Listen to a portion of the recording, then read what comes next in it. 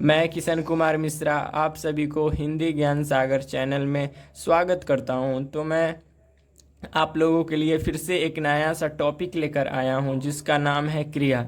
तो हम लोगों का पिछले का जो टॉपिक था विशेषण वो बहुत लंबा था तो ख़त्म हो चुका था। अगर किसी को भी पिछले वाले टॉपिक में कोई भी डाउट हो तो इस टॉपिक में पूछ सकते हैं, कोई दिक्कत नहीं है।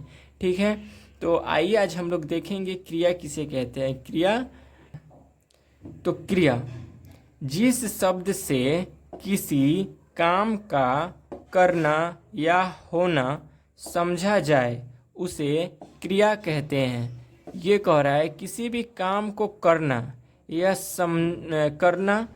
समझा जाए, करना हो या समझा जाए उसे हम क्रिया कहते हैं। कोई भी काम को अगर हम करते हैं उसी को हम लोग क्या कहते हैं, क्रिया कहते हैं। जैसे मैं पढ़ना, अभी हम लोग क्या कर रहे हैं, पढ़ रहे हैं, तो वो भी क्रिया हो जाएगा। खाना वो भी क्रिया है, पीना, जाना, ये सब हम लोगों का क्रिया है। हम सरल भाषा में आप लोग समझिए, जो भी काम आप लोग कर रहे हैं वो सब क्या है, क्रिया है। या आप किसी दूसरे के बात को समझ रहे हैं वो भी, उसको भी हम लोग क्रिया कह सकते हैं। ये टॉपिक में लिखा हुआ है, होना या समझा जाए उसे क्रिया कहते हैं। आप समझिए या किसी भी काम को करिए उसी को हम लोग क्या कहते हैं, क्रिया कहते हैं। ठीक है, तो आइए नोट में क्या है, स्टार्ट में क्रिया विकारी शब्द है। क्रिया क्या है, क्रिया एक विकारी शब्द है। तो पहले मैं बता दूं कि क्रिया का एग्जाम में क्रिया का डिफिनेशन नहीं पूछेगा, ये से ही शॉर्ट क्वेश्चन पूछेगा। क्रिया कौन सा शब्द है, तो क्या है, विकारी शब्द है। इसको आप लोग याद रखिएगा। ठीक है, तो अब देखते हैं आगे। जिस क्रिया विकारी शब्द है जिसके रूप लिंग, वचन और पुरुष के अनुसार बदलता है। ये कह रहा है जिसका रूप, क्रिया का रूप लिंग, वचन और पुरुष के अनुसार बदलते रहता है। ठीक है, बदलते हैं। तो ये कह रहा है कि लिंग मतलब क्या होता है, लिंग हम नहीं पढ़ा है, नहीं वचन पढ़ा है। तो आप लोगों को डाउट होगा तो मैं ये जब दोनों टॉपिक पढ़ा दूंगा तो आप लोगों का क्लियर हो जाएगा। ठीक है, तो पहले सिंपल भाषा में समझते हैं। रूप लिंग, वचन और पुरुष के अनुसार बदलता है। ठीक है, अब आइए देखते हैं क्रिया के कितने भेद होते हैं। ठीक है, क्रिया रचना की दृष्टि से क्रिया के सामान्य दो भेद हैं।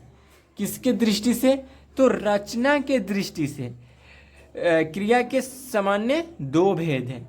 एक में क्या है, सकर्मक क्रिया, दूसरे में है अकर्मक क्रिया। अब देखेंगे सकर्मक क्रिया किसे कहते हैं। ठीक है, तो सकर्मक क्रिया के बारे में हम लोग समझेंगे। सकर्मक क्रिया उसे कहते हैं जिसका कर्म हो या जिसके साथ कर्म की संभावना हो, अर्थात जिस क्रिया के व्यापार का संचालन तो कर्ता से हो पर जिसका फल या प्रभाव किसी दूसरे व्यक्ति या वस्तु अर्थात कर्म पर पड़े। जैसे में श्याम आम खाता है। अब आइए हम लोग समझते हैं सटीक भाषा में। श्याम आम खाता है, ये कह रहा है कि सकर्मक क्रिया उसे कहते हैं जिसका कर्म हो या जिसके साथ कर्म की संभावना हो। जिसका कर्म हो या जिसका कर्म हो या जिसके साथ कर्म की संभावना हो। ठीक है, संभावना हो अर्थात जिसका क्रिया के व्यापार का संचालन तो कर्ता से हो पर जिसका फल या प्रभाव किसी दूसरे व्यक्ति या वस्तु अर्थात कर्म पर पड़े। उदाहरण देखते हैं हम लोग, श्याम आम खाता है। तो अब हम लोग समझते हैं, एग्जाम्पल समझते हैं। देखिए, इस वाक्य में श्याम क्या है, करता है। श्याम क्या कर रहा है, आम खाता है। तो वो क्या कर रहा है, काम कर रहा है। कोई काम कर रहा है तो वो क्या हो जाएगा, कर्ता हो जाएगा। तो इस वाक्य में कर्ता कौन सा है, तो श्याम है। ठीक है, अब खाने के साथ इसका कृतंतरूपण से संबंध है।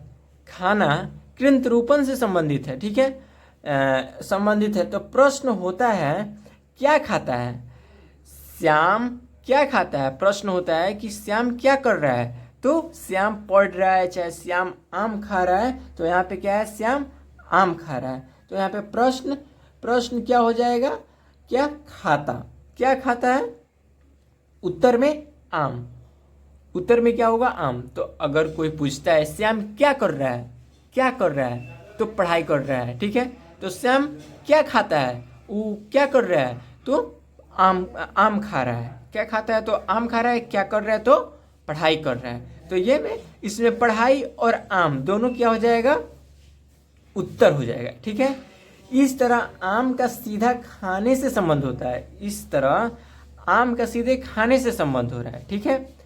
अतः अतः आम अतः आम कर्म कारक है। अतः क्या है, आम कर्म कारक है। तो मैं अगर हम कारक अगर हम आपको बताएंगे तो ये आप लोगों को क्लियर हो जाएगा, ठीक है। तो कारक जब पढ़ाएंगे तब। यहाँ श्याम के खाने का फल आम पर अर्थात कर्म पर पड़ता है, इसलिए खाना क्रिया सकर्मक है। कभी कभी सकर्मक क्रिया का कर्म छिपा रहता है, ठीक है। कभी कभी क्या रहता है, सकर्मक क्रिया का कर्म छिपा रहता है। तो अगर इसमें कोई भी डाउट हो तो आप लोग हमसे कमेंट में पूछ सकते हैं, ठीक है। सकर्मक क्रिया हो गया। अब आइए हम लोग देखते हैं अकर्मक क्रिया किसे कहते हैं। अकर्मक क्रिया के बारे में हम लोग जानेंगे। ये कह रहा है जिन क्रियाओं का व्यापार और फल कर्ता पर हो या अकर्मक क्रिया कहलाती है, हो वे अकर्मक क्रिया कहलाती है। जैसे श्याम सोता है, अर्थात क्रिया का व्यापार, अर्थात क्रिया का व्यापार और फल दूसरे पर ना पड़कर कर्ता पर पड़े। अब इसका हम लोग जैसे समझाते हैं हम आप लोगों को। जैसे देखिए ये कह रहा है जिन क्रियाओं का व्यापार और फल कर्ता पर पड़े। तो इसमें कर्ता कौन है, श्याम है। श्याम कोई काम कर रहा है, सोता है या खाता है या पीता है, कर्ता पर पड़े। व्यापार किस पे, फल कर्ता पर पड़े, वे अकर्मक क्रिया कहलाती है, ठीक है। अकर्मक क्रिया कहलाती है। तो इसका हम समझते हैं। इसमें सोना क्रिया अकर्मक है, इसमें सोना क्या है, अकर्मक है, ठीक है।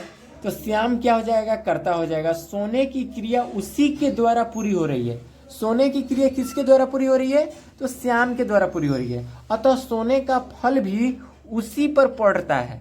अतः सोने का जो फल है, सो कौन रहा है, अगर मान लेते हैं कुछ कोई काम आप कर रहे हैं तो उसका फल किस पे प्राप्त होगा, कोई भी मेहनत आप कर रहे हैं तो उसका फल तो आप ही को मिलेगा। तो ये सो रहा है तो उसका फल उसी पर प्राप्त हो रहा है, इसीलिए सोना क्रिया अकर्मक हो जाएगा। सोना क्या हो जाएगा, अकर्मक क्रिया हो जाएगा। तो ये पूरा श्याम सोता है अकर्मक क्रिया हो जाएगा। आई होप कि आप लोगों को समझ में आ गया हो। अगर नहीं आया हो तो आप लोग हमसे पूछ सकते हैं। फिर हम ये बार बार कह रहे हैं कि आप लोगों को कोई भी डाउट हो तो आप लोग हमसे पूछ सकते हैं बेझिझक, ठीक है। आइए 2 स्टार मार्क में है उसको हम लोग थोड़ा देख लेते हैं, ठीक है। ये ज़्यादा बड़ा टॉपिक नहीं है, छोटा टॉपिक है। ये कह रहा है सकर्मक क्रिया की कर्म छिपा रहता है। देखिए ये क्या कह रहा है, सकर्मक क्रिया का कर्म छिपा रहता है। ये हम पहले भी आप लोगों को बता दिए हैं। सकर्मक क्रिया में बताए हैं कि इसका जो फल होता है ये छिपा रहता है। अकर्मक क्रिया में कर्म नहीं होता है, इसमें कर्म ही नहीं होता है, ठीक है। इसमें कोई कर्म नहीं होता है, सिर्फ करता रहता है और इसमें कर्म छिपा रहता है, ठीक है। तो आई होप कि ये आप लोगों को टॉपिक समझ में आया हो अच्छा से। अगर नहीं आया हो तो आप लोग बेझिझक पूछ सकते हैं, ये हम आप लोगों को बार बार कह रहे हैं। तो इस क्रिया का टॉपिक खत्म होता है। अगर आप लोगों को कोई भी डाउट हो तो आप हमसे पूछ सकते हैं, ठीक है। तो आज के लिए बस इतना ही। बाय बाय, धन्यवाद, जय हिंद, जय भारत।